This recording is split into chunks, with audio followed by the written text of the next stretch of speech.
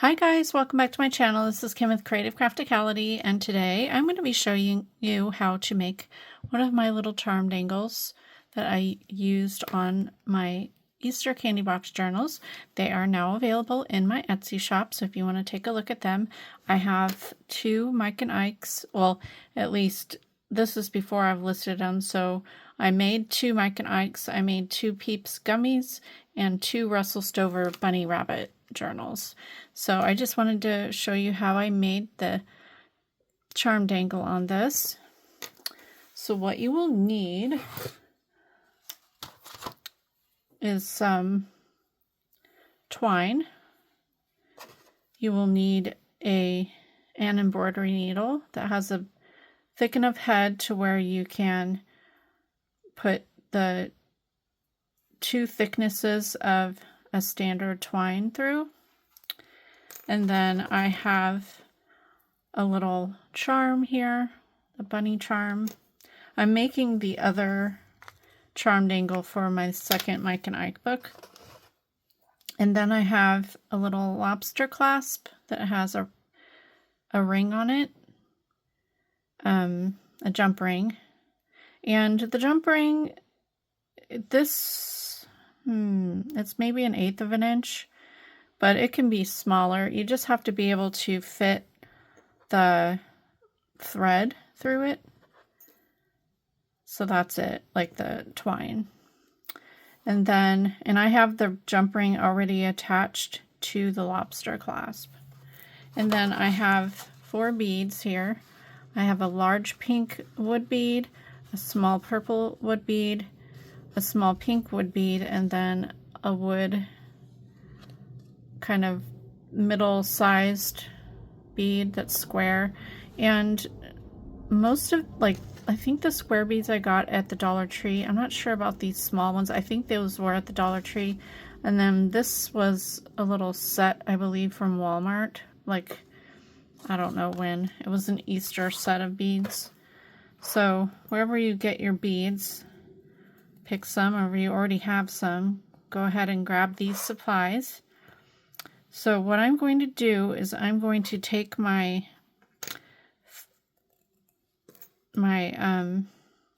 embroidery needle and go ahead and put my twine through just once for now. And we're going to feed it through the charm. Oh wait, that's not going to work on this. On the needle is for the beads. So you need to go ahead and put your twine through the hole on the charm. The needle is too big for that. That's why I didn't use it. So pull. You need probably, I would grab like 1 foot. This is way too much.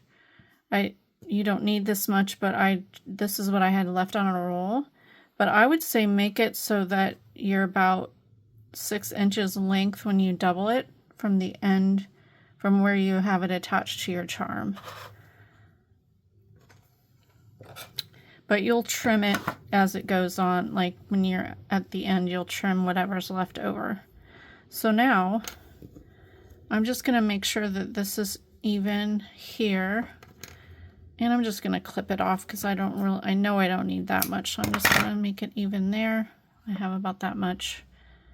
It's about 5 inches, I think. Then we are going to take and put both. You can use a needle or you don't have to use a needle. It just depends on how big your holes are. And I found it with the needle, it was easier to thread it through the holes. But you have to get your twine through the needle to start out, which can be a little feat in itself, but let's see if we can do it without getting it messed up here.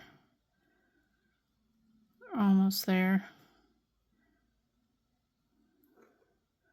Sometimes you have to wet it.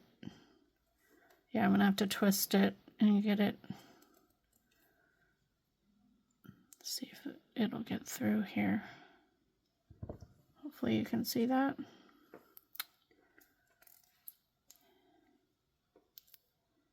Or you can put a little bit of glue on the end to just kind of gather the ends.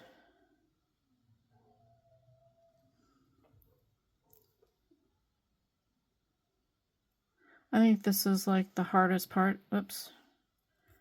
The hardest part is just getting your twine through because you're doing it double. Ah, okay. We're gonna get this.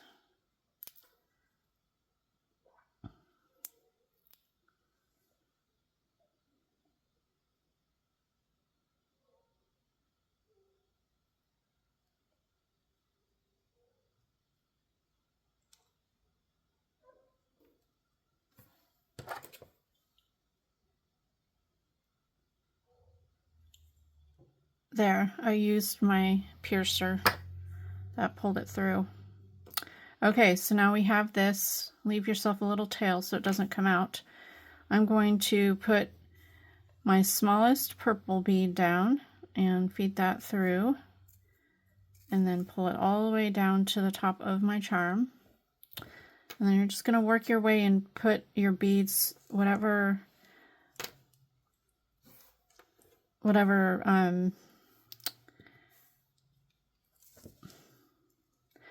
ones you want in each certain place. So I just alternated small, large, little, medium, and then I alternated the colors.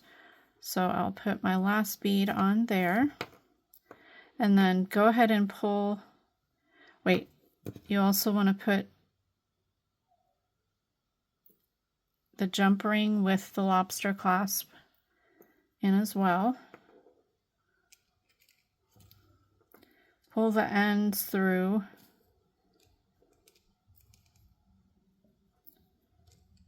But don't pull your needle off yet, because you're going to go back down through the first bead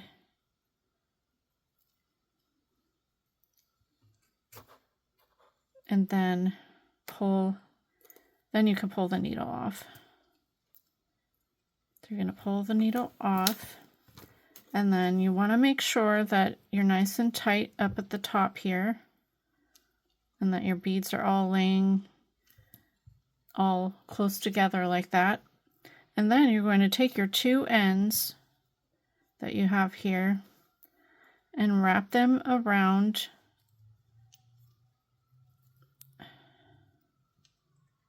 pull them around, and you're going to tie a double knot nice and tight. It's just, you're tying it in between the first and second beads at the top, and just pull it really tight. And I'll tie that twice so it's double knotted. It's really tight. And then you're going to clip it with a tiny little bit of tail, and then take your paper piercer, or you can take the needle and poke those ends down into the middle of that second bead. You can do the knot too, just like that. Make sure they're all down in there. That just hides any ties that you have. And that is it. So it's all nice and tidy there. And this is a super tiny lobster clasp. I used my last large one, so I ordered more lobster clasps, but that's just, those are the ones I had left. So then I attached these, I punched a tiny little hole at the top there and then hung it on the side. So hopefully you're able to make some of those. I just love doing that. I've made charms with the metal pieces. What are they called? See, I'm not like an actual jewelry maker. I just kind of these. What are these called?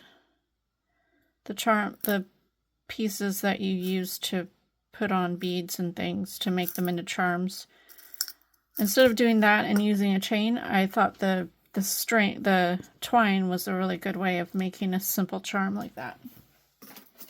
So anyway, hopefully you enjoyed this little tutorial and maybe you'll make some little charm dangles for your journals.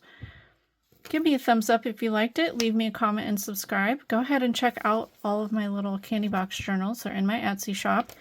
I will be having a tutorial. The next tutorial I'll do a shaker cover like this Russell Stover one that I made. I have a second journal.